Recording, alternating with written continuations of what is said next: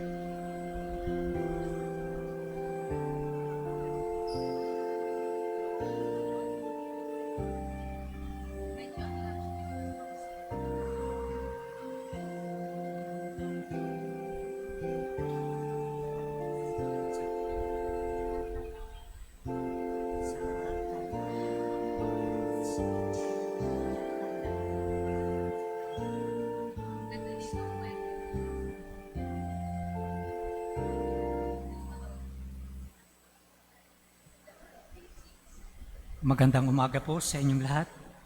Pag-aralan po natin ang Salmong Tugunan.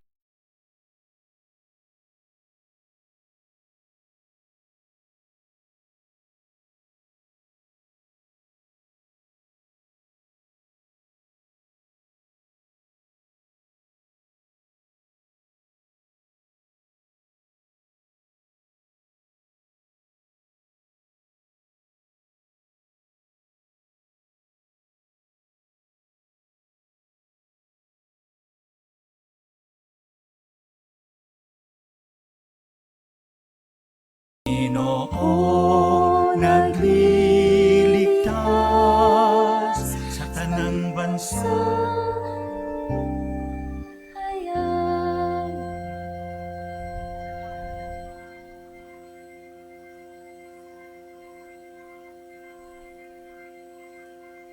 Ulitin po natin.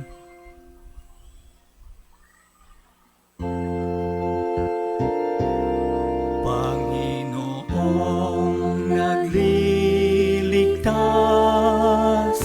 sa tanang bansa'y nahayag. Panginoong nagliligtas sa tanang bansa'y nahayag. Sabay-sabay po tayong lahat. Panginoong nagliligtas sa tanang bansa'y nahayag. Panginoong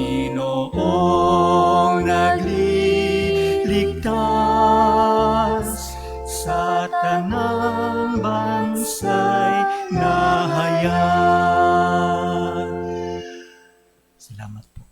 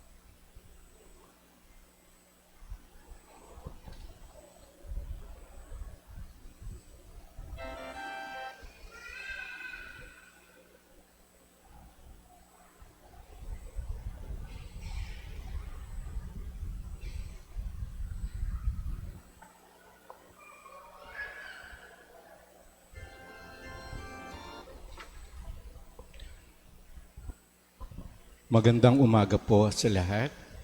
Bago magsimula ang ating misa, ipinaalala lang na ituon natin ang ating puso at isipan sa banal na Eucharistia.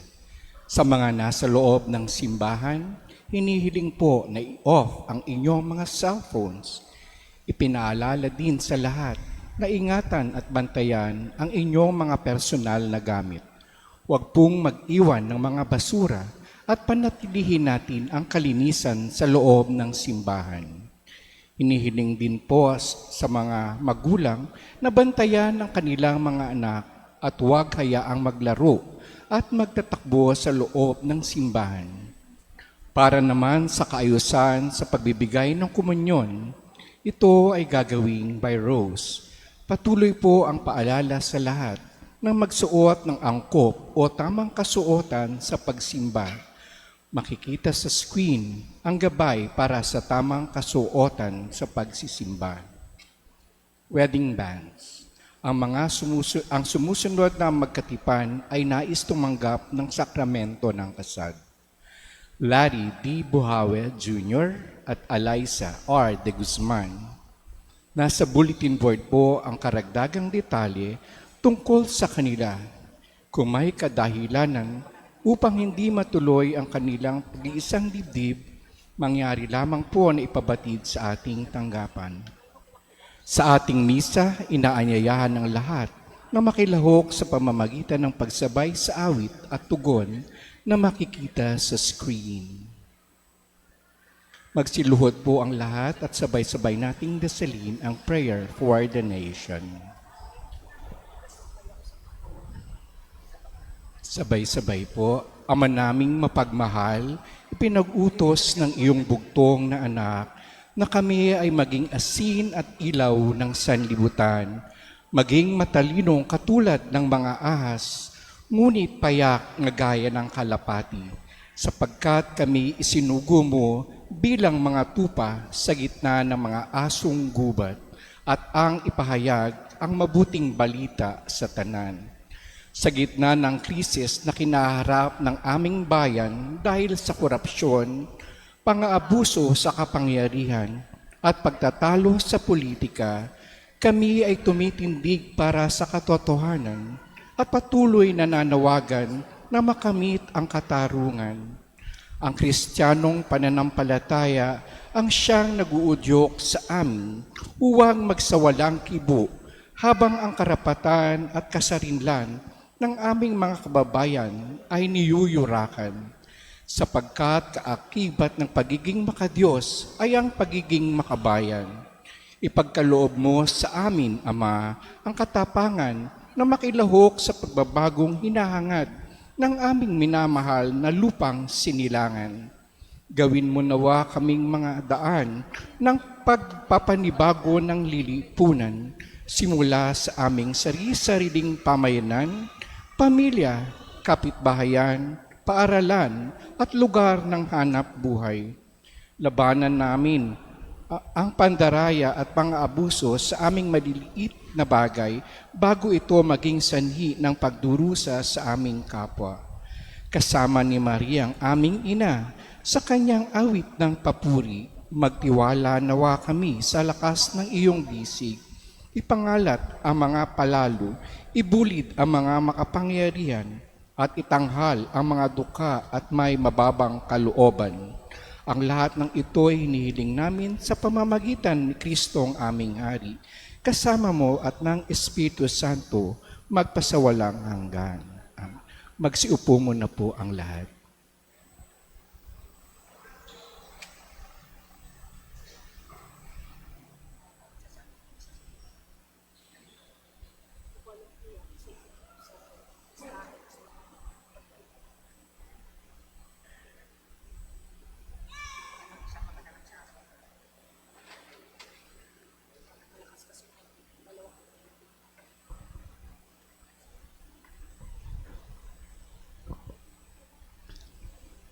Magsitayo na po ang lahat at atin ang pasisimulan ang banal na misa.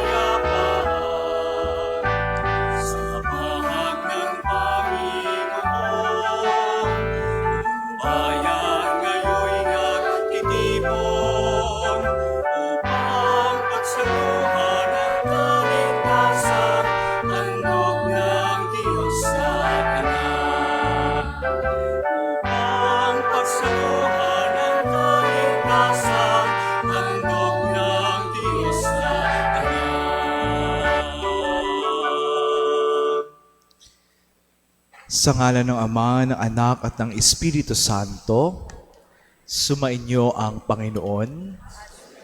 Sa ating pagtitipon ngayong araw ng linggo, ipagdasal natin na magkaroon tayo ng pusong tumatanaw ng utang na loob at nagpapasalamat sa Diyos sa lahat ng biyayang ipinagkaloob niya sa atin.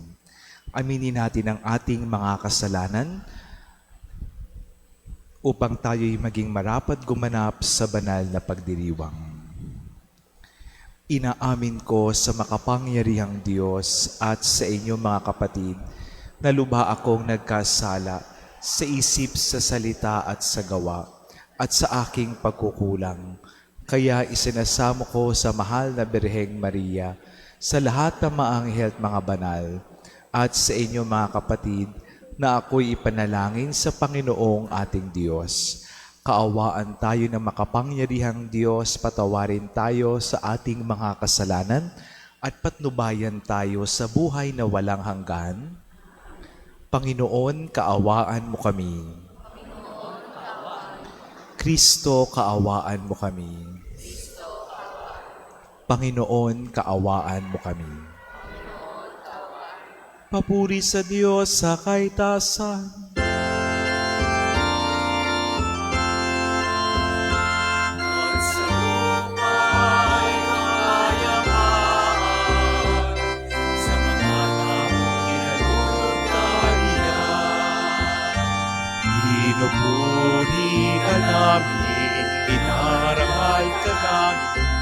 Sinasamba ka namin, pinagbubuli ka namin, pinasasalamatan ka namin.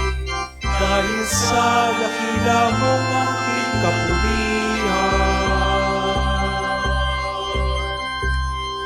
Panginoong Diyos, Hari ng langit, Diyos amang makapangyarihan sa lahat. Panginoong Hesu Kristo, bugtong na anak, Panginoong Diyos, Kordero ng Diyos, anak ng Ama.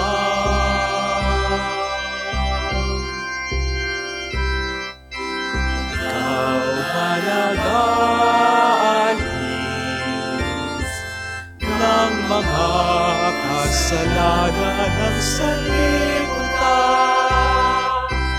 Maawa ka sa amin. Ikaw managaalis ng mga kasalanan ng sanlibutan. Nakatid mo ang aming kaibigan. Bawat naluluklok sa kanan ng Ama.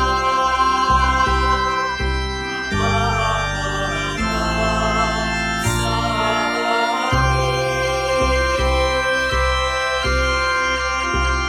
Sapagkat ikaw lamang ang banal, ikaw lamang ang Panginoon. Ikaw lamang, O Hesu Kristo, ang pag-aasa, kasama ng Espiritu Santo, sa dakilaan ng Diyos Ama.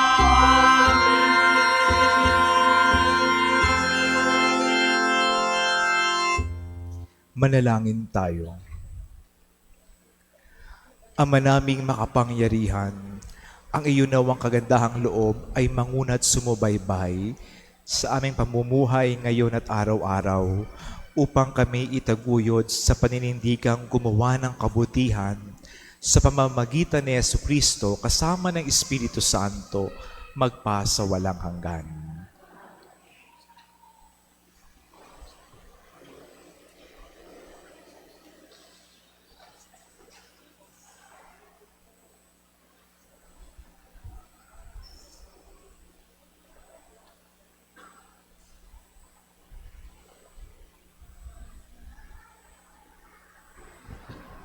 Pagbasa mula sa ikalawang aklat ng mga hari.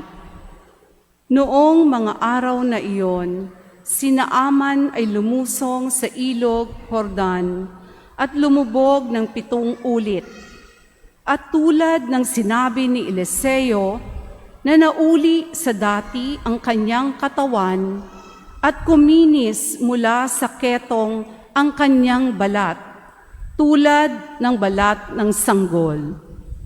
Si Naaman at ang kanyang mga kasama ay nagbalik kay Eliseo. Sinabi niya, "Ngayoy napatunayan kong walang ibang Diyos sa ibabaw ng lupa kundi ang Diyos ng Israel. Narito, pagdamutan ninyo itong maliit kong nakayanan."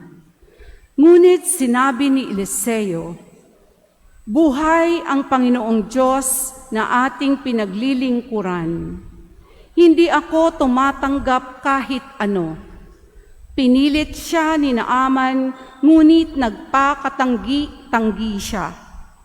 Dahil dito, sinabi ni Naaman, "Kung ayaw ninyo itong tanggapin, maaari po ba namang kargahan ko ng lupa rito ang 2 kong kabayo? Mula ngayon, hindi na ako maghahandog sa ibang Diyos maliban sa Panginoon." Ang salita ng Diyos.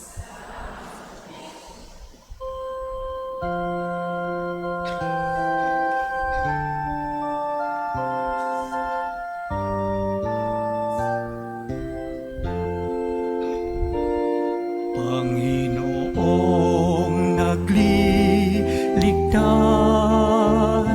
sa tanang bansay nahayag. Panginoong nagliligtas sa tanang bansay nahayag.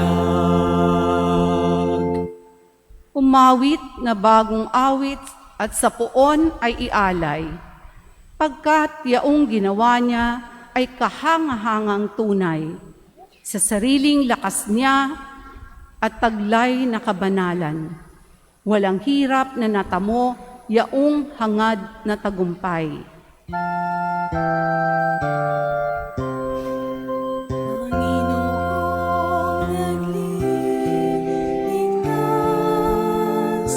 sa talang bansay nahayag. Ang tagumpay niyang ito'y siya na rin ang naghayag. Sa harap ng mga bansay, nahayag ang pagliligtas. Ang pangako sa Israel, lubos niyang tinutupad.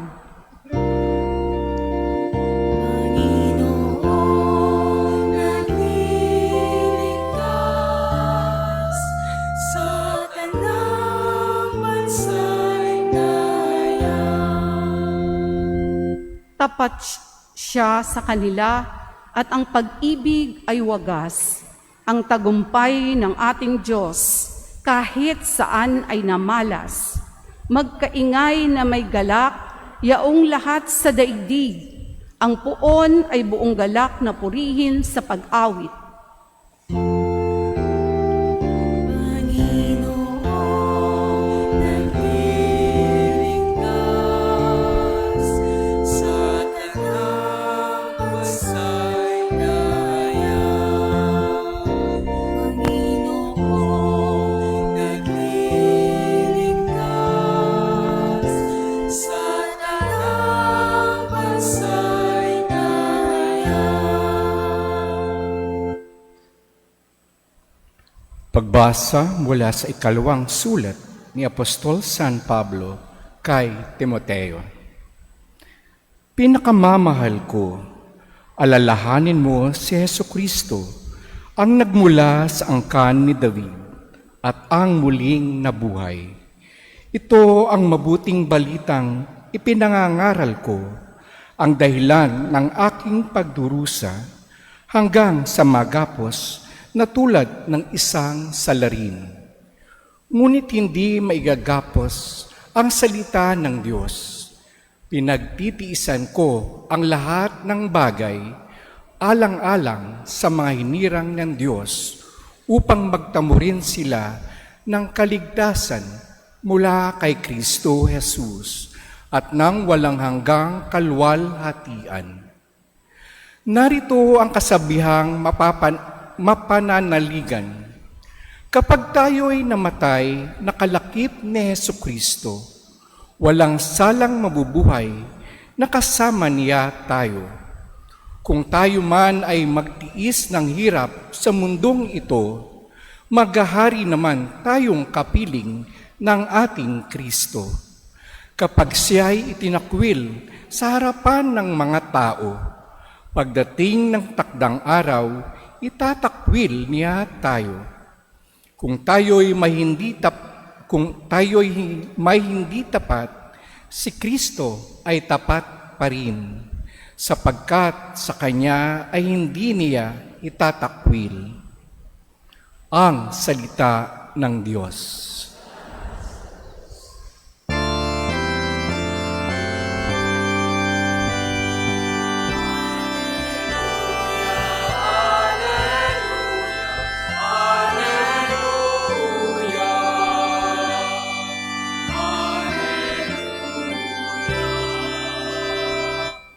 Ang Diyos Ama'y naghahangad, lagi tayong pasalamat. kaisa ng kanyang anak.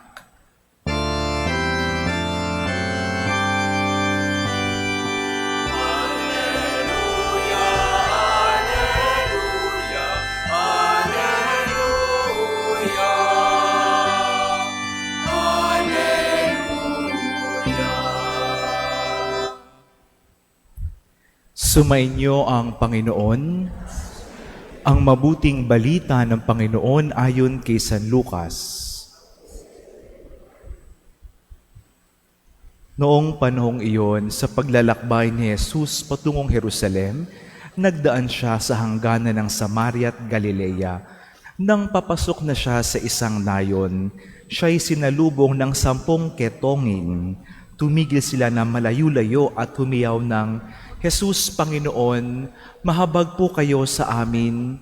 Nang makita sila ay sinabi niya, humayo kayo at pakita sa mga saserdote. At samantalang sila'y naglalakad, gumaling sila. Nang mapuna ng isa na siya'y magaling na, nagbalik siyang sumisigaw ng pagpupuri sa Diyos. Nagpatira pa siya sa paanan ni Jesus at nagpasalamat. Ang taong ito'y Samaritano. Hindi ba 10 ang gumaling? Tanong ni Jesus. Nasaan ang 9?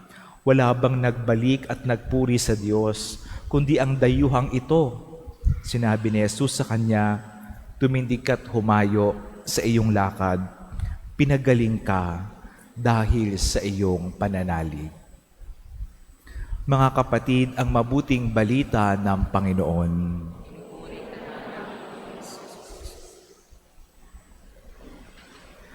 Isang magandang umaga po sa inyong lahat at papasalamat tayo sa Panginoon na tinipon tayo sa pagdiriwang natin ngayong araw ng linggo. Isa sa mga prominenteng simbolo ng ating pagiging Katoliko ay ang krus. At kapag tumingin tayo sa krus, sabi nila, meron tayong 2 letra na makikita. Ano pong letra iyon? Letter T at letter Y. TY, ibig sabihin ay thank you. Kapag tayo ay nagdadasal sa Diyos, madalas tayong magsambit ng ating kahilingan, ng sa ating intensyon, no? Ng pabor o ng kagalingan sa karamdaman. Bahagi din kaya ng ating panalangin ang magpasalamat sa Diyos. Ito ang paalala ng ating mga pagbasa ngayong araw ng linggo. Magkaroon tayo ng puso na marunong tumanaw ng utang na loob at magpasalamat sa Diyos. Kaya pag nilaya natin, ano ang mensahe ng ating mga pagbasa sa atin ngayong araw ng linggo? 3 points for our reflection. Una, gratitude to God is an expression of our faith. Ang pagpapasalamat sa Diyos ay tanda ng ating pananalig sa Panginoon. Narinig natin sa unang pagbasa yung paggaling ni Naaman mula sa sakit na ketong. No? Noong panahon nila ay wala pang lunas sa sakit na ketong. Ito ay nakakahawang sakit. Yung sakit na ketong ay parang naaagnas yung iyong balat. At lahat ng taong may ketong iniiwasan dahil nakakahawa ito. Nang mabalitaan ni Naaman na mayroong propeta ng Diyos sa Israel na maaaring magpagaling ng ketong, siya ay naglakbay ng malayo galing Syria papuntang Israel. Kinausap niya si propeta Elisha. At ang sabi ni Elisha sa kanya, pumunta ka sa ilog Jordan, lumublob ka ng 7 beses, at pagkatapos noon ay gagaling na ang iyong sakit. Hindi makapaniwala si Naaman, sabi niya sa kanyang sarili, bakit sa ilog Jordan pa? Sa Syria marami kaming mas magandang ilog. Bakit doon pa ako nais papuntahin ni Propeta Elisha? Pero sa bandang huli, sumunod siya. Pumunta siya sa ilog Jordan, lumublob ng 7 beses, At pagkaangat niya ng 7 beses sa ilog Jordan, kuminis ang kanyang balat, sabi sa unang pagbasa, parang balat ng sanggol. Nawala ang kanyang sakit na ketong. Ano ang ginawa ni Naaman? Hindi siya bumalik agad sa Syria. Bumalik siya kay Elisha. Nagdala ng 10 karwahe ng mga regalo. At sabi niya kay Elisha, tanggapin mo ang regalong ito dahil ako'y gumaling. Sabi ni Elisha sa kanya, hindi ko yan pwedeng tanggapin. Hindi kasi ako ang nagpagaling sa iyo, ang Diyos ng Israel. Kaya ano ang sabi ni Naaman?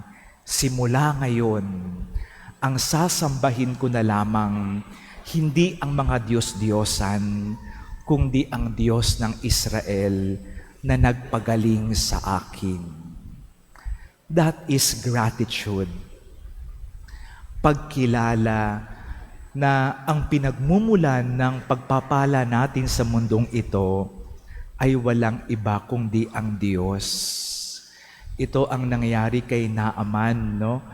Hindi siya nakalimot sa Diyos na siyang nagpagaling sa kanya. At ito rin ang paalala sa atin, huwag tayo makakalimot na ang ating pagpapalang natatanggap sa mundong ito, lahat ng iyan ay galing sa Panginoon.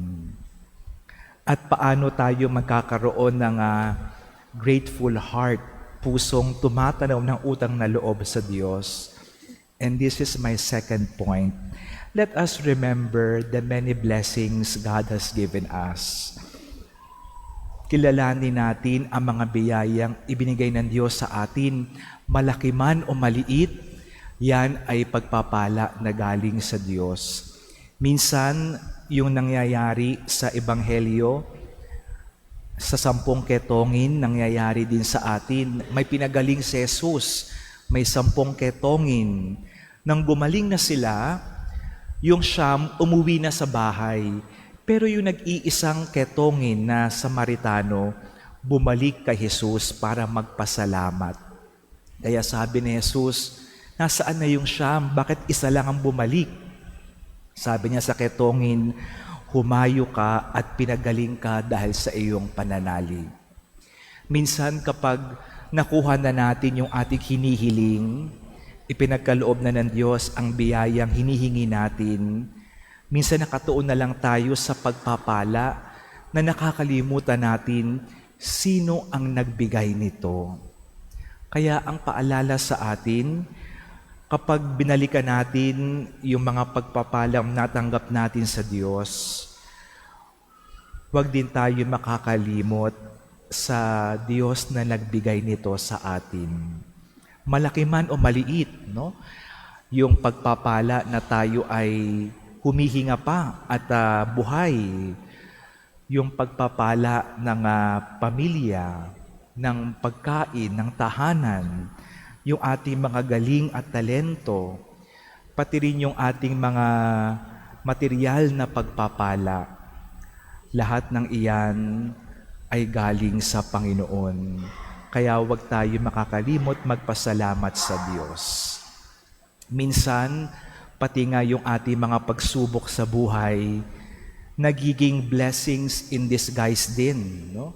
Katulad ng nangyari kay San Pablo sa 2nd pagbasa, siya ay nasa kulungan, pero sa kanyang sulat kay Timoteo, sabi niya yung kanyang pagkakulong ay isang biyaya din mula sa Diyos dahil nakapagpapahayag siya ng mabuting balita doon sa mga nasa kulungan, pati din sa mga gwardiya na nandoon, no?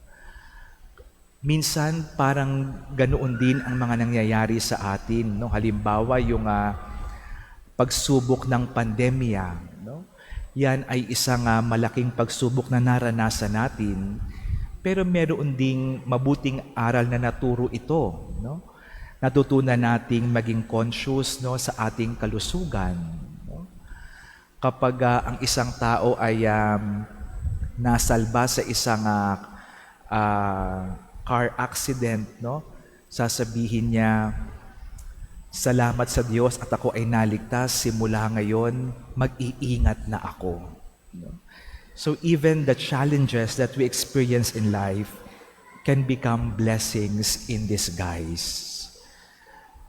Kailangan lang nating magtiwala sa Diyos at kilalanin natin ang pagpapalang nararanasan natin sa mundong ito. Lahat ng iyan galing sa Panginoon. And how can we express our gratitude to the Lord? And this is my last point. We can express our gratitude to the Lord by going to Mass, ang pagsisimba. Sa wikang Griego, ang ibig sabihin ng Eucharistia ay pagpapasalamat. Kaya ano man ang ating intensyon sa tuwing tayo ay nagsisimba, tayo ay nagpapasalamat sa Panginoon.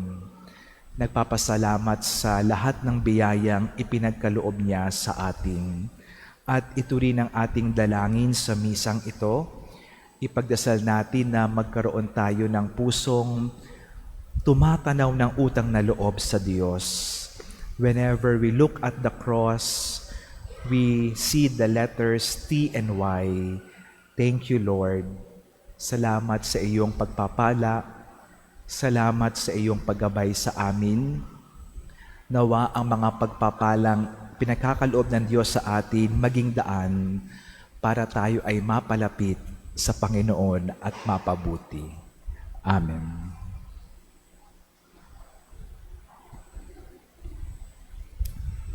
Sumasampalataya ako sa Diyos Amang makapangyarihan sa lahat.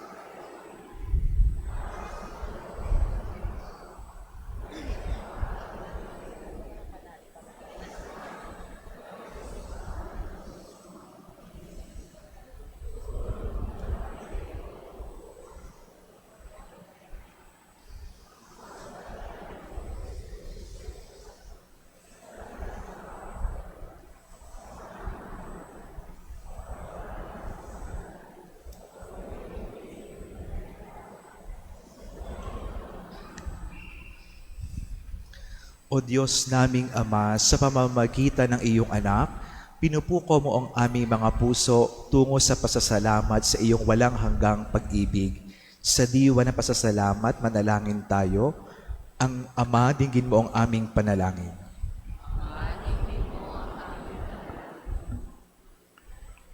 Sa diwa ng pasasalamat, magkaisa nawa kaming iyong simbahan tungo sa pagtataguyod ng iyong kaharian. Manalangin tayo. Gabayan mo ang aming mga punong bayan upang sila'y makapaglingkod sa sambayanan ng may pusong mapagpasalamat sa iyo. Mapagtanto nawa nila kung wala ka, wala rin silang maipangyayaring tunay na matagumpay. Manalangin tayo. Itinataas namin sa iyo, aming Ama, ang mga kapatid naming katutubo at sila mga lubusan ang pagkarukha. Tulungan mo kaming gampanin ang iyong kalooban sa kanilang buhay sa papamagitan ng anumang tulong na aming maihandog sa kanila. Manalangin tayo. Yakapin mo sa iyong walang hanggang paghahari ang mga yumaon naming umaasang humimlay sa piling mo. Manalangin tayo. Sa ilang sandali ng katahimikan, itaas natin sa Diyos ang ating mga pansariling kahilingan, gayon din ang mga pangangailangan ng ating pamayanan.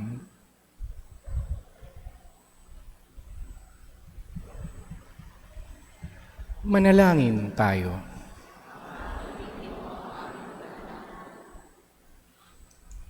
Pagpanibaguhin mo, O Ama, ang aming puso, isip at kalooban, upang sa tuwina ang aming pag-iral ay uminog lamang sa pagpapasalamat sa iyo sa pamamagitan ni Kristo kasama ng Espiritu Santo magpasa walang hanggan.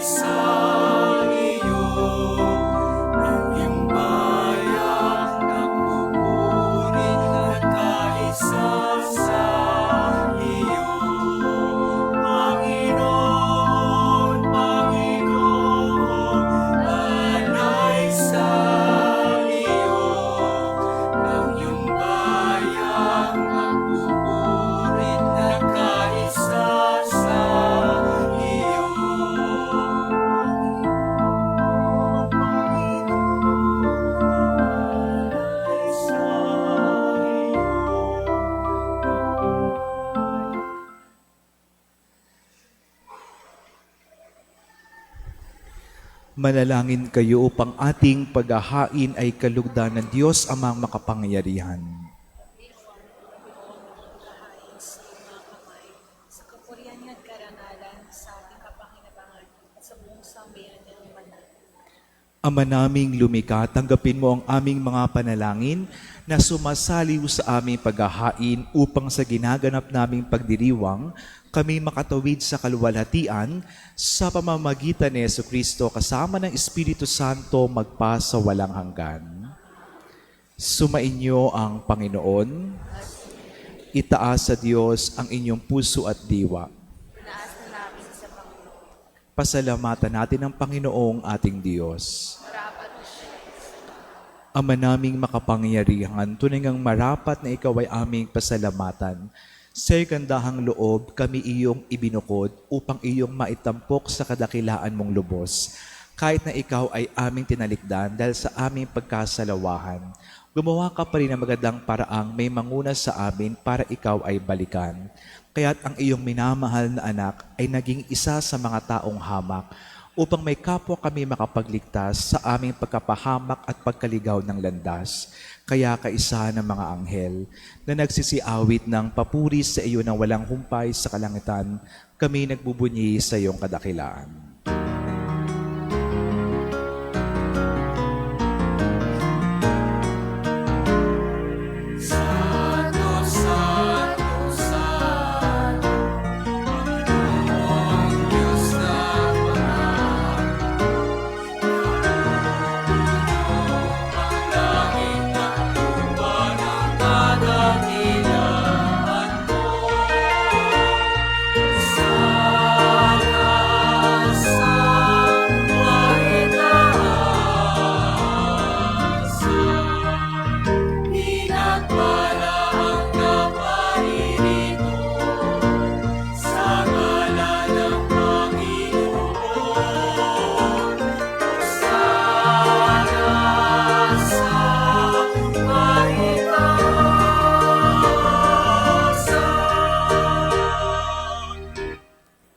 Ama naming banal, ikaw ang bukal ng tanang kabanalan, kaya't sa pamamagitan ng iyong Espiritu, gawin mong banal ang mga kaloob na ito upang para sa amin maging katawan na dugo ng aming Panginoong Jesucristo.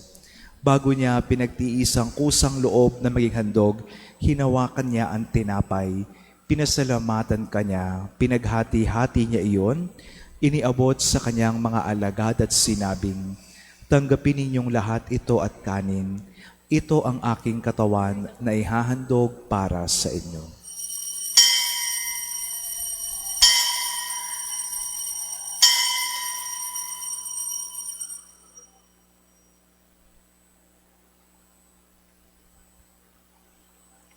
Gayon din naman noong matapos ang hapunan hinawakan niya ang kalis, muli kanyang pinasalamatan. Iniabot niya ang kalis sa kanyang mga alagad at sinabing, "Tanggapin ninyong lahat ito at inumin. Ito ang kalis ng aking dugo, ng bago at walang hanggang tipan. Ang aking dugo na ibubuhos para sa inyo at para sa lahat. Sa ikapagpapatawad ng mga kasalanan, gawin ninyo ito sa pag-alala sa akin."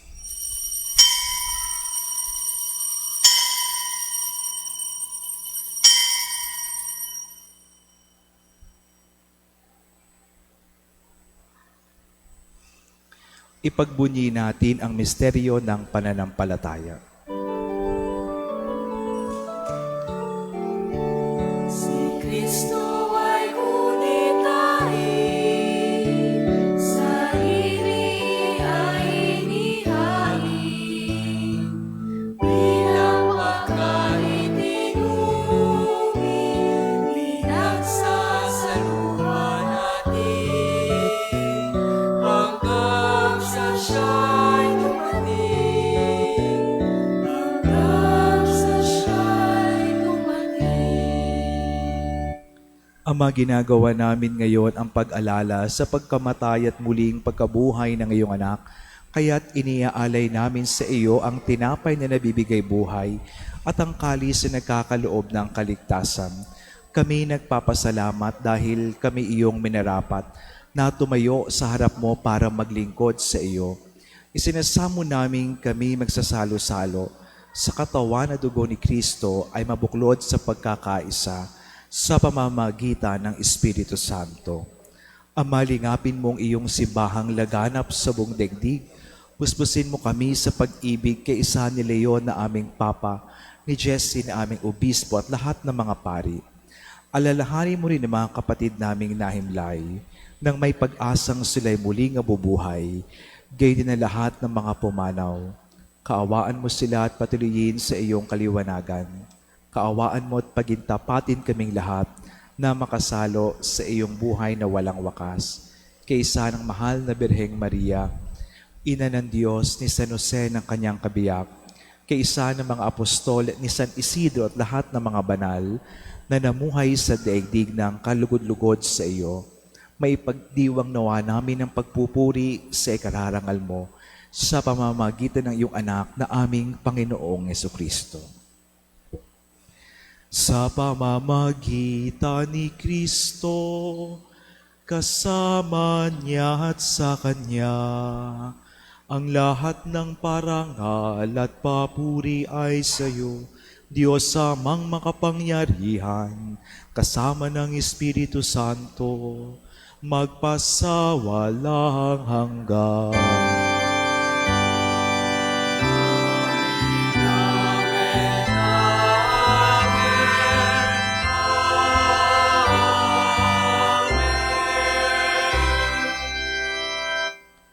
Bilang mga anak ng Diyos, ipahayag natin ang lakas loob.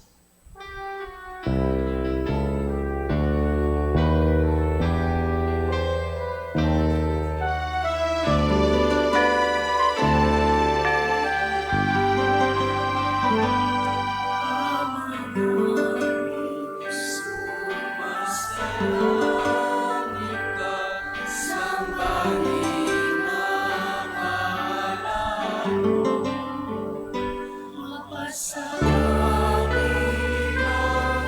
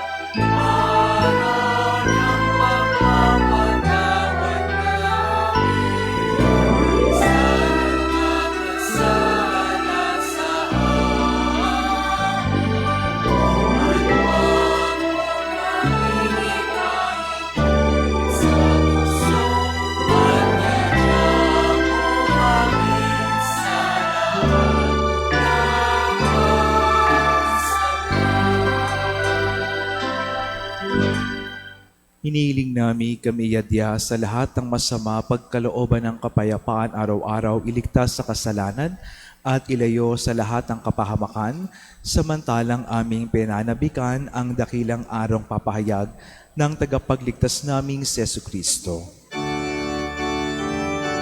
Sapagkat sa'yo ang kaharian, kapangyarihan at kapurihan, ngayon at magpakailanman.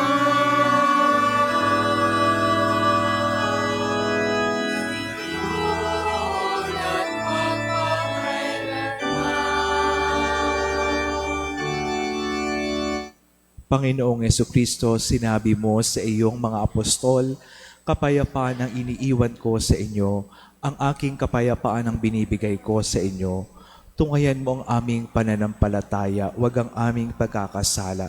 Pagkalooban mo kami ng kapayapa at pagkakaisa ayon sa iyong kalooban, kasama ng Espiritu Santo magpa sa walang hanggan. Ang kapayapaan ng Panginoon ay laging sumainyo. Magbigayan kayo ng kapayapaan sa isa't isa. Yes.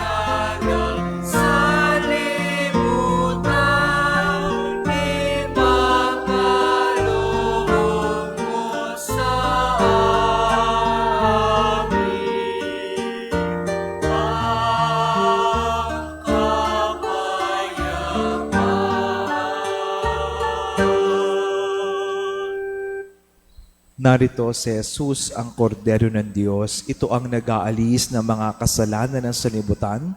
Mapalad ang mga inaanayahan sa kanyang piging.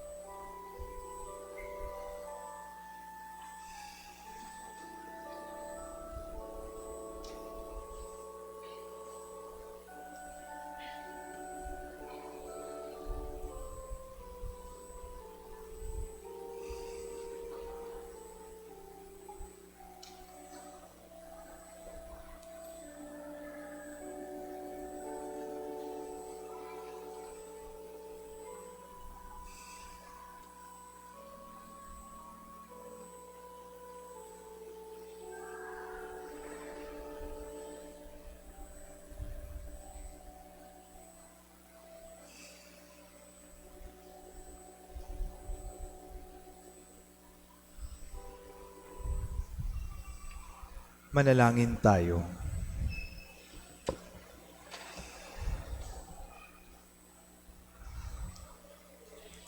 Amang mapagmahal, ngayong kami iyong pinapakinabang sa katawan at dugong banal, inluluhog namin sa dakila mong kabutihan sa tanan na kami gawin mong kasalo sa iyong buhay sa pamamagitan ni Jesucristo kasama ng Espiritu Santo magpasa walang hanggan. Magsiupo po ang lahat. Dahil ngayon ay Indigenous People Sunday, magkakaroon tayo ng second collection to support the work of the Episcopal Commission on Indigenous Peoples. Anumang tulong na inyong maibabahagi ay buong pusong pinasasalamatan.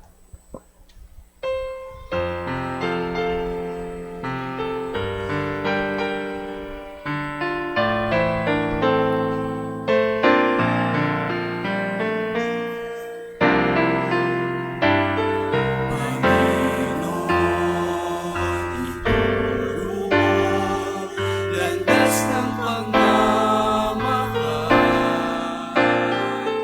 maging bukas, magalait sa pagtulong sa kapwa ko. Tulungan mo sarili ko, ialay para sa'yo. Tulungan mo maglingkod sa'yo, hirap may danasin ko, sapagkat tanging sa kapwa lang makikita pag-ibig mo, at sa paglilingkod may saya sa puso ko. Sapagkat tanging sa kapwa lang makikita pag-ibig mo, at sa paglilingkod may saya sa puso ko.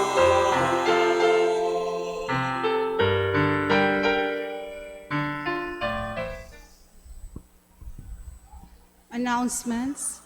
May fundraising raffle ang parokya 50 for 100 para sa ating mga parish scholars. Sa halagang 100 pesos, may chance kang manalo ng 50,000, 20,000, and 10,000 pesos at mga sako ng bigas. Ang raffle draw ay sa December 28, 7:30 ng gabi dito sa SILP. Mabibili ang mga ticket sa gate malapit sa SM parking at sa ating mga servant leaders.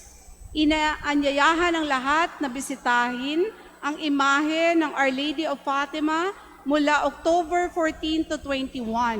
Ang pagdating ng imahe ay sa October 14, 9 ng umaga. Ang Parish Commission on the Family ay inaanyayahan ang lahat na mag-asawa sa Daop Palad sa October 19 mula 8 ng umaga hanggang 6 ng gabi sa St. Michael Hall.